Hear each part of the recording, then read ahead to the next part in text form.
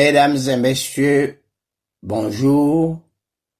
Vous êtes à l'écoute de Radio Haïti Liberté à l'heure de l'émission Haïti en poésie.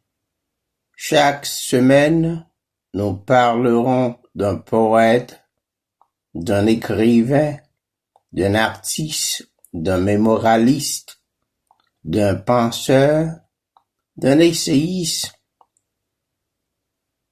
En un mot, un billet hebdomadaire sur tout ce qui fait vibrer le monde culturel haïtien.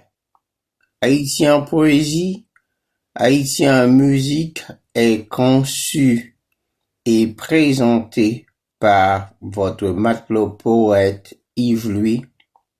À ne pas manquer, ne ratez rien. Inscrivez-vous ici. Haïti en poésie, c'est la vraie liberté au cœur de la culture et de l'éducation. Haïti en beauté, c'est le cri des humanistes, des poètes, des artistes dans un univers vaste et profond. Haïti en poésie, c'est le soleil des soleils, la lumière intensifiée sur toutes les villes d'Haïti. Haïti en poésie, une flamme qui s'agite, un nouveau monde dans toute sa beauté noire, sa laideur et sa complexité. Nous vous souhaitons d'ores et déjà une bonne écoute. Ce matin, nous rendons hommage à un grand homme, le docteur Pradel Pompilus. Aujourd'hui, s'il est une âme à laquelle nous devons rendre hommage, c'est celle du docteur Pradel Pompilus, cet homme débonnaire dans toute l'acceptation du thème. Qui était Pradel Pompilus? Pradel Pompilus, de son vrai nom Pierre Jérôme Pradel Pompilus, naît dans une famille modeste à La Cayenne le 5 août 1914 et meurt à Port-au-Prince le 27 février 2000. À la fois écrivain, enseignant, grammairien et linguiste, il est surtout connu pour ses contributions à la littérature haïtienne. Après ses études primaires dans sa ville natale, il est admis au petit séminaire collège Saint-Martial, malgré le fait que sa famille ne pouvait plus lui payer ses dernières années d'études à cause des difficultés économiques. Pradel Pompilus restera à Saint-Martial comme boursier, puis comme professeur. Il obtient une licence en droit à Port-au-Prince en 1936. La même année, il devient professeur de français et de latin au lycée Alexandre, Pétion et Toussaint Louverture. Il part en France en 1945 comme boursier pour une licence à la Sorbonne en français et en sciences sociales. Il obtint son diplôme en lettres classiques en 1947. À son retour en Haïti, Pradel Pompilus enseigne le latin et le grec ancien. Il fonde le Centre d'études secondaires dans les années 1950 avec des collègues et amis tels que Jean-Claude, Pierre Richer, Leslie Manigat, Marc Chancy et Marie-Lucie Chancy. En 1950, il devient sous-secrétaire d'État à l'Éducation nationale pendant la junte militaire de Paul-Eugène Magloire. La même année, il devient directeur de l'École normale supérieure qu'il a dirigée pendant 8 ans. En 1951, il publie les pages de littérature haïtienne qui l'amèneront plus tard au manuel illustré d'histoire de la littérature haïtienne paru en 1961. Puis, à l'histoire de la littérature haïtienne illustrée par les textes en 3 volumes dont l'apparition commence en 1975. Pour ses travaux, Pradel Pompilus a collaboré avec le frère Raphaël Béhou. En 1957, il retourne à Paris, toujours comme boursier à la Sorbonne, pour préparer sa thèse de doctorat. C'est l'occasion pour lui d'étudier avec certains des éminents spécialistes de la linguistique française de l'époque tels que Charles Bruno et Georges Guggenheim.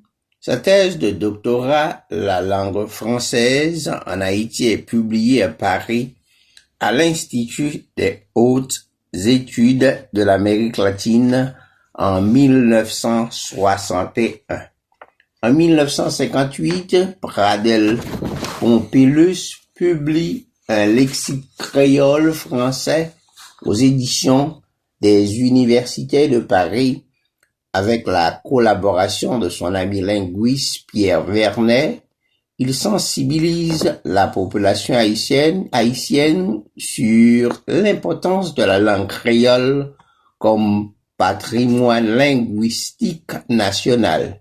Il devient aussi professeur de littérature française à l'Université d'État d'Haïti avec des responsabilités d'enseignement en linguistique, en latin et en littérature haïtienne. Il enseigne à la faculté d'ethnologie et au centre de linguistique appliquée. Pradel Pompilus publie de nombreux ouvrages et un nombre important d'articles dans diverses revues. Ses travaux de recherche universitaire portent sur l'étude de la langue, le manuel d'initiation à l'étude du créole en 1983 et le problème linguistique haïtien en 1985, toujours en liaison avec ses activités d'enseignant et d'éducateur. Pradel Pompilus publie d'autres textes consacrés à des écrivains spécifiques au-delà de leur importance pédagogique. Ces textes donnent une idée de l'intérêt qu'il portait à certains écrivains. En 1964, il consacre une étude critique à Oswald Durand, en 1972 à Edzer Villers, en 1976 à Louis-Joseph Janvier et en 1990 à Anténor Firmin. Il consacre, entre autres, des pages à Léon Lalo, Calboire, Massillon Poicou, Jean Brasmas, à Émile Roumer et Franck Etienne. Pradel Pompilus est passionné par le sujet de la politique de la littérature haïtienne. D'ailleurs, son livre Louis-Joseph Janvier par lui-même est le résultat des notes pour un cours sur la politique dans la littérature haïtienne qu'il dispensait à l'École normale des hautes études internationales dans la section de diplomatie. En ce sens, il montre un intérêt particulier pour trois écrivains qu'il considère comme formant une trinité en ce qui a trait à la littérature politique et sociale. Il s'agit d'Anténor Firmin, de Démisbar Delhomme et de Louis-Joseph Janvier. Comme l'a dit le docteur Pompilus lui-même, Anténor Firmin est dans cette trinité un penseur qui l'a accompagné dans sa route comme observateur et comme partisan de la perpétuelle lutte du peuple haïtien pour la justice, le progrès et le respect des droits fondamentaux. Les revendications exprimées en 1986 et les critiques de l'organisation sociale et politique qui en découlent rejoignent très largement pour Pradel Pompilus la pensée politique et sociale d'Anténor Firmin. Pradel Pompilus restera dans l'histoire de l'aide haïtienne comme l'auteur du manuel illustré d'histoire de la littérature haïtienne utilisé dans les écoles pour faire découvrir aux jeunes les écrivains du patrimoine et leurs textes. Il a contribué à introduire dans ces écoles l'étude de la littérature haïtienne. Il a transmis son savoir pendant plus de 50 ans à plusieurs générations d'étudiants. Il a été fait officier de l'ordre Honneur et Mérite et de l'ordre de l'Éducation nationale par Haïti, par le Canada, officier de l'ordre de la Fidélité française et par la France, chevalier des lettres et des arts et commandeur dans l'ordre des palmes académiques. Pradel Pompilus était un homme fier, mais direct, au mode de vie simple qui toute sa vie a été au service de l'enseignement et de l'aide haïtienne. Pradel Pompilus et ses œuvres principales essaient pages de littérature haïtienne à l'usage des classes d'humanité, Port-au-Prince, imprimerie de l'État, 1951, Port-au-Prince, imprimerie Théodore, 1953.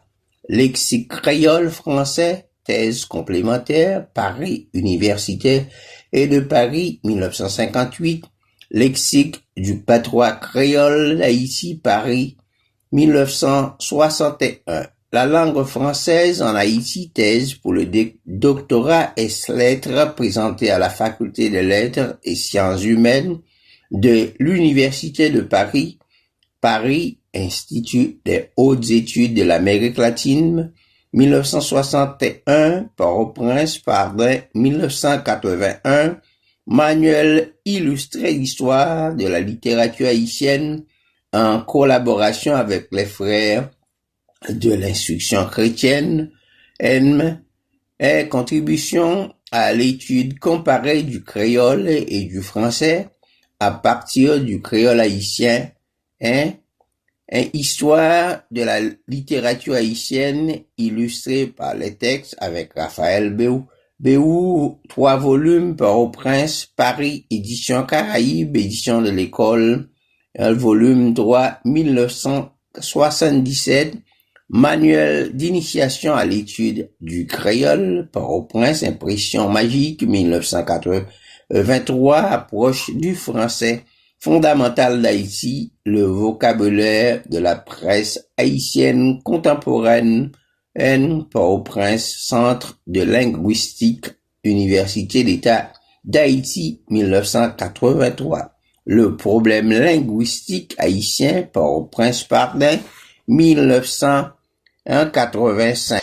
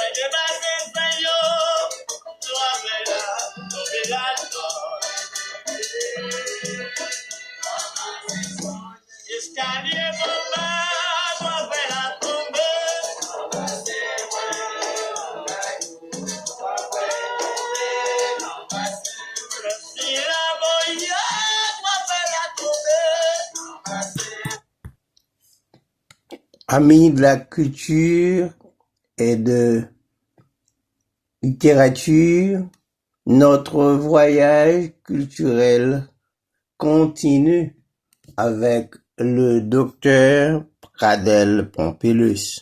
Docteur Pradel Pompilus, dans votre comportement, il y a une chose qui me paraît étrange. Plusieurs fois, aux environs de midi, 1 heure, je suis allé au collège pour vous demander cette interview.